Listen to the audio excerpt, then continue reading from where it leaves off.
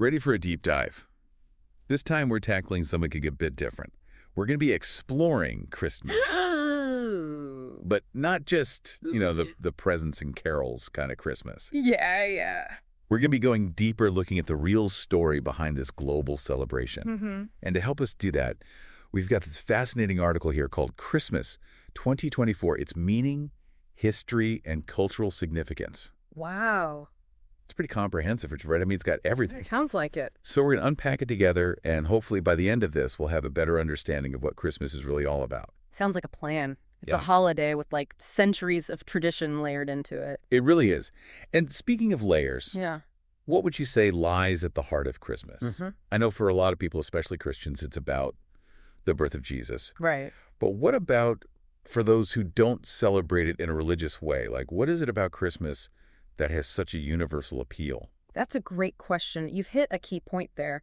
You're right. For Christians, it's about the birth of Jesus and the promise of salvation. Mm-hmm. But Christmas has also come to represent something much broader. It embodies those values of like generosity and compassion Yeah. and that feeling of togetherness, that heartwarming feeling of togetherness, Mhm. regardless of your personal beliefs. It's like that yearning for connection and joy, Absolutely. especially, during a time of year that can feel pretty dark and cold in many parts of the world. Exactly. And, that brings us to a pretty fascinating point. Did you know that the roots of Christmas actually predate Christianity? Really? Isn't that mind-blowing to think that many of the traditions that we associate with Christmas today actually have origins in ancient pagan festivals? Wow. That is surprising. Yeah. So what kind of festivals are we talking about here? Well, for example, there's this ancient Roman festival called Saturnalia. Have you heard of that? I haven't. It was a week-long celebration honoring Saturn, the god of agriculture. And it took place right around the winter solstice. So right when the days are shortest and the nights are longest? Exactly, Right. just like Christmas. Yeah. And during Saturnalia, Romans, they would feast, they would exchange gifts, Hmm. they would decorate their homes with greenery, Wow. and they would even temporarily overturn social norms. For example, slaves would be served by their masters. Oh. Gambling was permitted. It sounds like a wild party. It does, doesn't it? Almost like a very early version of our modern-day office Christmas parties, That's a good way to put it. with all the revelry and hopefully, a bit less social inversion these days. Yeah, hopefully. And then there's another one called Yule. It's a midwinter celebration that was observed by the Norse people. Right. And they would burn this Yule log for 12 days straight. They would feast and make sacrifices to the gods, hoping for the sun to return and the promise of spring. So both Saturnalia and Yule, they were essentially celebrations of light and hope Yes. during the darkest time of year, Yes. long before Christianity arrived on the scene. Precisely. It seems like humans have always felt this need to find warmth and connection during the winter months. Right. And these ancient celebrations offer a fascinating glimpse into the origins of that very human impulse. Yeah, it's amazing to see these echoes of these ancient traditions in our modern Christmas celebrations, even if we've maybe toned down the whole social inversion thing a bit. Yeah, maybe just a tad.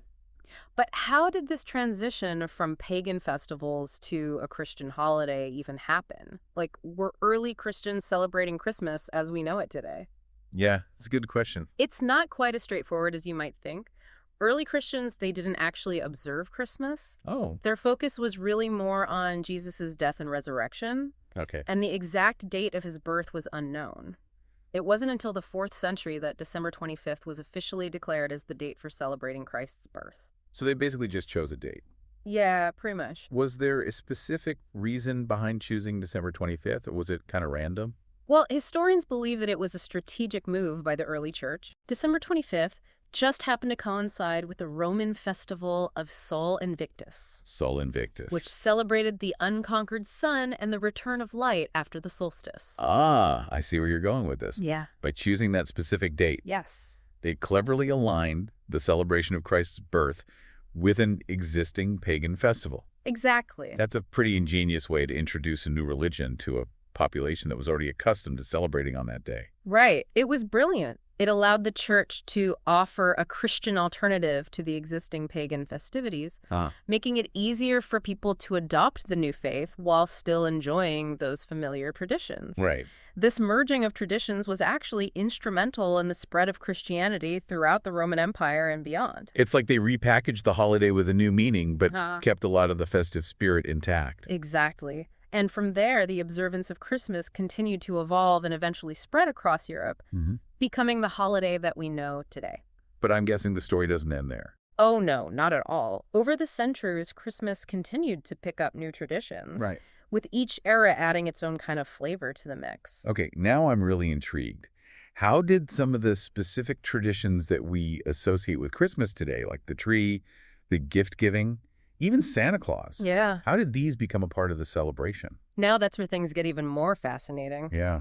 Yeah, it really is fascinating. How we celebrate has definitely changed a lot, too, hasn't it? It has. Yeah. It's kind of like a paradox in a way, you know? Yeah. You have this holiday that's so rooted in tradition, but it's now facing all these modern dilemmas. I know what you mean.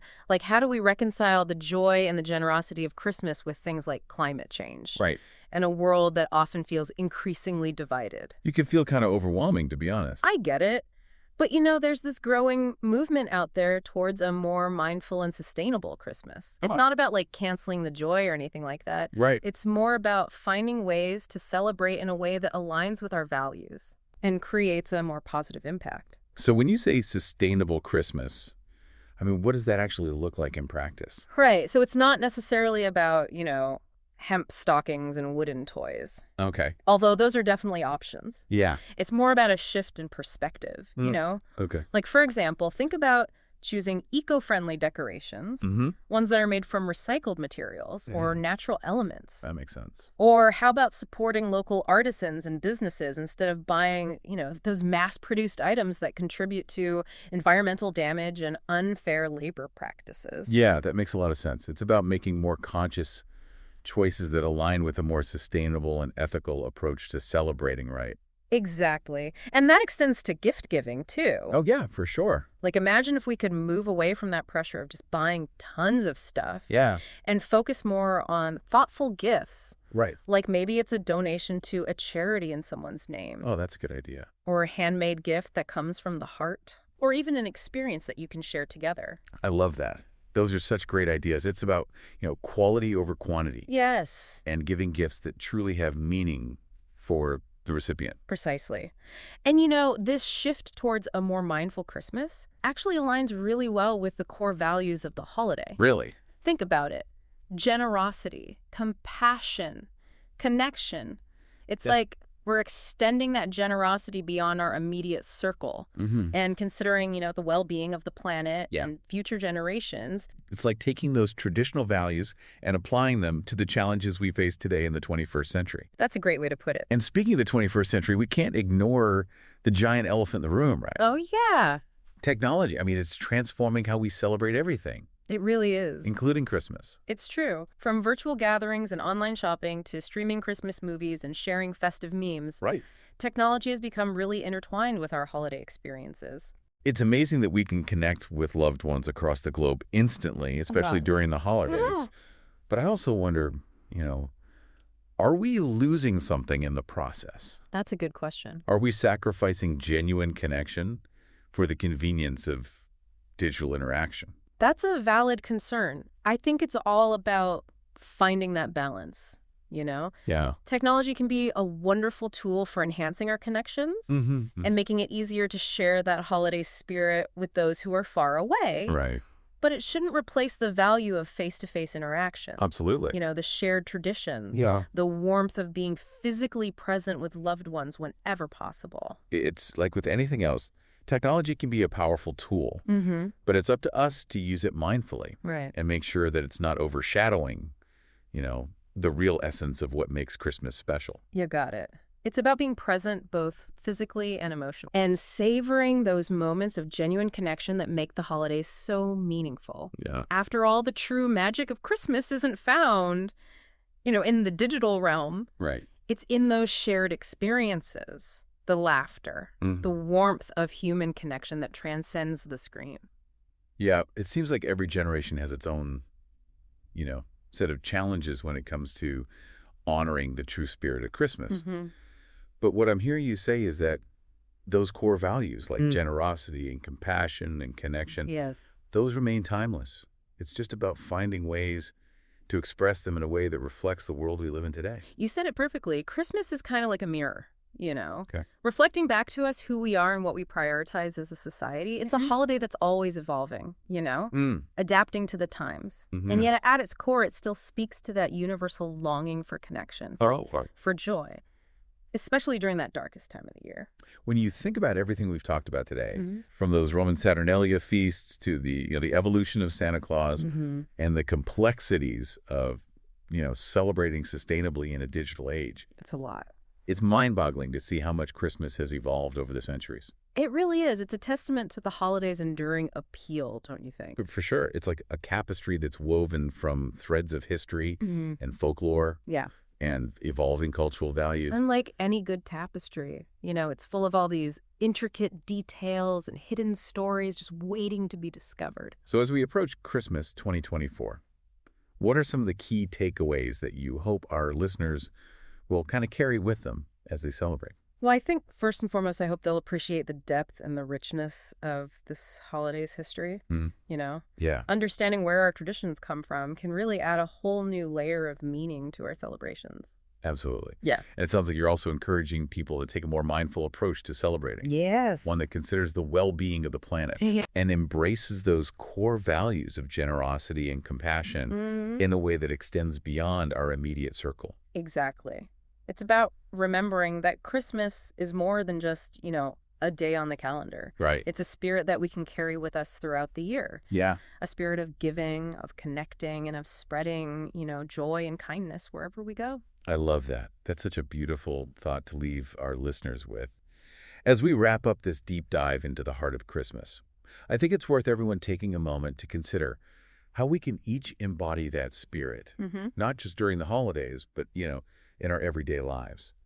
How can we carry that warmth, that generosity, that sense of connection into the new year and beyond? Because in the end, the real magic of Christmas isn't found under a tree or in a stocking. It's in the way we treat each other.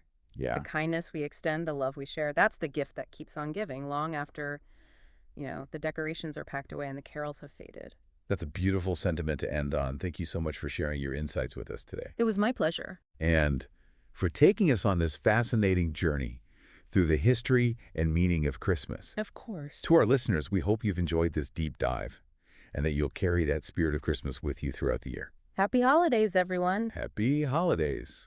Today is your lucky day. Today is the day that our $3 website works for you, paying you directly to your PayPal daily. Imagine $3 ongoing continuous payments to your PayPal account. Imagine falling asleep and waking up to $300 in your PayPal account. How would this make you feel? How could this help you? What bills could you pay? What kind of fun could you have? What does that retirement look like now?